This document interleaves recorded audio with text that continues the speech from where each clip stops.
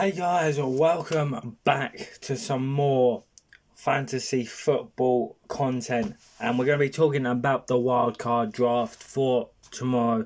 Obviously, I did a video yesterday. If you do like fantasy football, go and check that video out. But yeah, I'm going to talk about in today the wildcard because I have made some changes. I have had a thought about who I want to bring in, what teams look quite good. I've seen obviously now a couple more teams play during last night and obviously today. England up next, and obviously you've got to take into consideration whether teams are through or not, where they're going to bench players, they're going to rotate players. But yeah, so we're going to talk about the wild card in today. Obviously, we can head over to the fantasy section. If you haven't already, go check out my league. It's free to join, guys. We're currently sitting third. That's very nice. Not too far off. No, anything can happen in this league. Zach just right behind me. He wants that position. But yeah, it's free to join, guys. Just head into the app, to the website, the app, whatever you're using. Type this code in, or you can join via the comments and the description. But yeah, we're trying to improve the amount of players in the league, so come and join. But let's head over to my team. Obviously, before we talk about the wildcard, this is my current game week 2 side. Obviously, Vinny Jr., the 12th man, did wonders. Defensively, not so great. Obviously, Hernandez didn't even play, but Diaz didn't play. But Ronaldo, 90 minutes played, goals scored 2. He got his goals. Oh my God, he shuts up the haters. So Ronaldo has finally turned up, and this was a lot better performance from Portugal. Obviously, Kylian Mbappe, the captain, and Erling Haaland, fantastic points from them. Our bench is not great, but they'll just come in and replace players that didn't play. But then we're heading over to, obviously, the game week 3, which I'm wildcarding in. And we've made a couple of changes from, obviously, the last episode, yesterday's video. And some players have stayed the same. So the 2 goalkeepers have stayed the same. Jan Fofana from Ivory Coast remains under that 5% threshold, and I do expect him to stay under that 5% threshold. Obviously, if people are wildcarding, he could go up, but obviously not everyone's thought it tactically through, so they're probably not going to, and obviously some people won't even bother about changing goalkeepers. And then obviously we've got the Egypt goalkeeper as well. If I had enough money, I could maybe go to the Japan goalkeeper.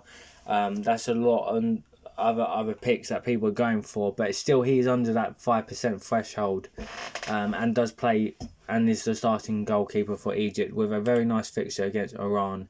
The defence has been upgraded. We've obviously got now Dumfries, Denzo Dumfries instead of Mickey van der Ven. He is that attacking fullback for Netherlands. Yes, he's got that clean sheet with Netherlands, but he's also got that attacking threat against Tunisia, who have shipped goals for fun and have been very, very poor. So that is a first change, but it's a like for Nation. Hakimi stays the same. Again, I was thinking about going Mazraoui, save some money and use that money elsewhere. If I was to do that, maybe then I could afford Mo Salah. We'll have a look at that at the end of the video if I can make that change, and stuff like that. But Hakimi stays for now. Again, Danilo remains, but is a player that might be swapped out if I can find a good player. Obviously started in that game against Haiti, only played 45 in Morocco, so again there's a bit of that rotation of, obviously Brazil are looking to go and win the group, so they will have to play a strong side against Scotland, who also then could win their game and go top and stuff, so it's all to play for in this group.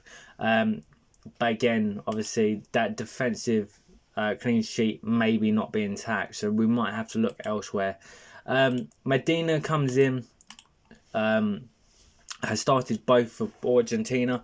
Obviously, Argentina are through, so you do have to take this in consideration. Is he going to be benched or have less minutes? That is also another question that I need to be looking at. But for now, for that cheap price of 4 million, under that scouting bonus, if he was to play 90 minutes or even 60, 70 minutes, I think they could definitely get a clean sheet against Jordan. The second change is Abadou. I can't remember who I had in, but we have got Abadou. Again, we're looking at that not Ivory Coast. Does play 90 minutes, which is very important, against Curacao, who I expect won't get a goal. So he's a good odds, and he's very cheap, so you can use money elsewhere. So that is the back line and the goalkeepers. Moving into the midfield, Somerville comes in. Is above that 5%, but I'm not too worried about it. Obviously, played both games, 45 minutes in that Sweden game, and 70 minutes in Japan. So he's not played full 90 minutes, but that's okay because he has delivered so far in every game. And with that good fixture, I think you've just got to take the punt that maybe even 45 minutes, 60 minutes could get himself a goal and assist. Obviously, the scouting bonus would be great, but I don't expect that, so that's fine. We remain with Zabani. Is now gone up above that 5%. Again, a lot of people wildcarding, so they picked this player up, which is a bit annoying. But again, I'm happy to keep him in the side because he has got Haiti, that he should get a goal or assist. So yeah, the scouting bonus annoying, but I do expect him to go big.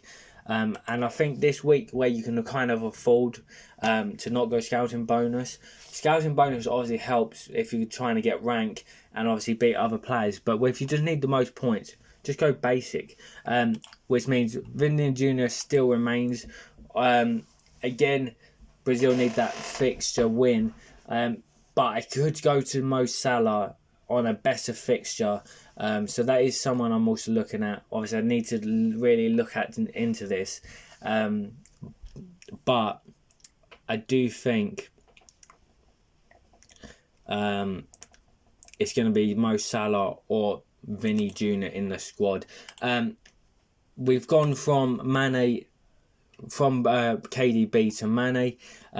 I think they have a better fixture. They look a little bit better than Belgium. Obviously, the result against Senegal was quite good.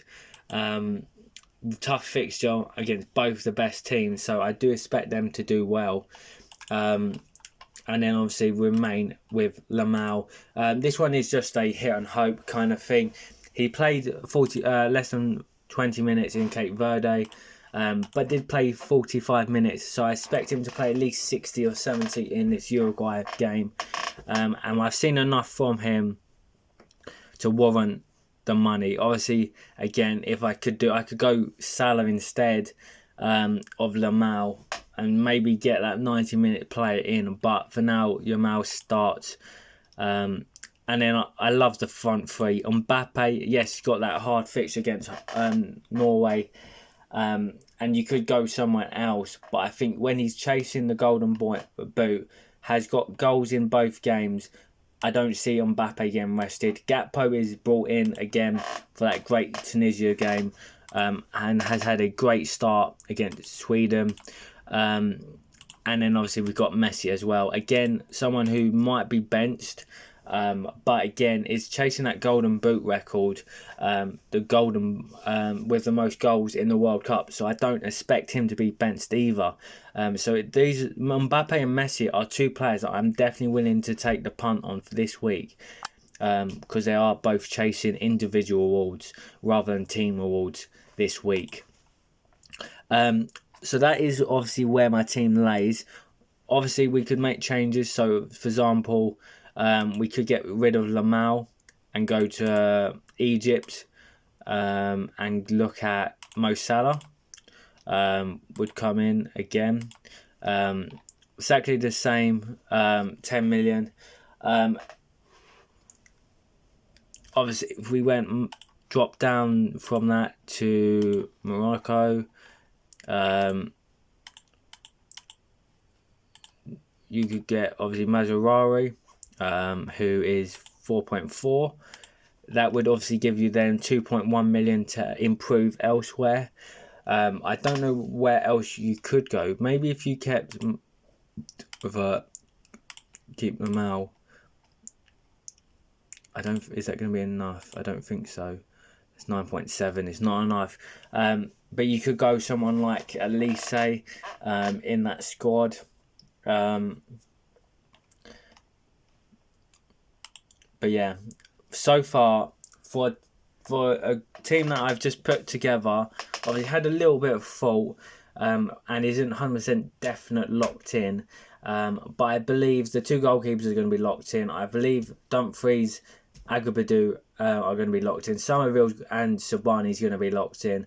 I expect the front 3 to be all locked in. So that's 1, 2, 3, 4, 5, 6, 7, 8, 9. 9 out of the 15 players locked in, which is very, very good.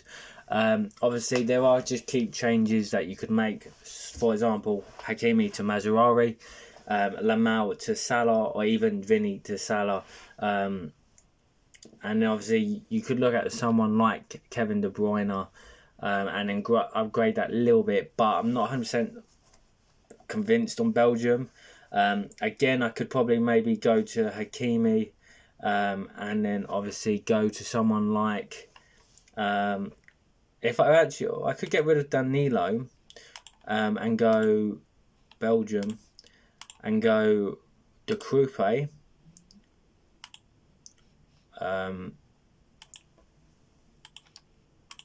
Or Mel, has he played? Again, no players really played 90 minutes, but there is Belgian defence that you could swap Danilo out for, which is very, very good. So there are, I would say, I'm about 9 players locked in. 5 or so that players could be swapped for different players within their nation or to the Egypt. But for now, guys, make sure you like, comment and subscribe. Let me know, are you wildcarding for this week? How well have you done in Matchday 2? And is there anyone that I'm completely missing and I should be going for? Let me know in the comments down below. But thank you for watching, and there will be one final FPL Matchday 3 wildcard draft tomorrow before the deadline, so make sure you do check that out. Good luck, and I'll see you very soon.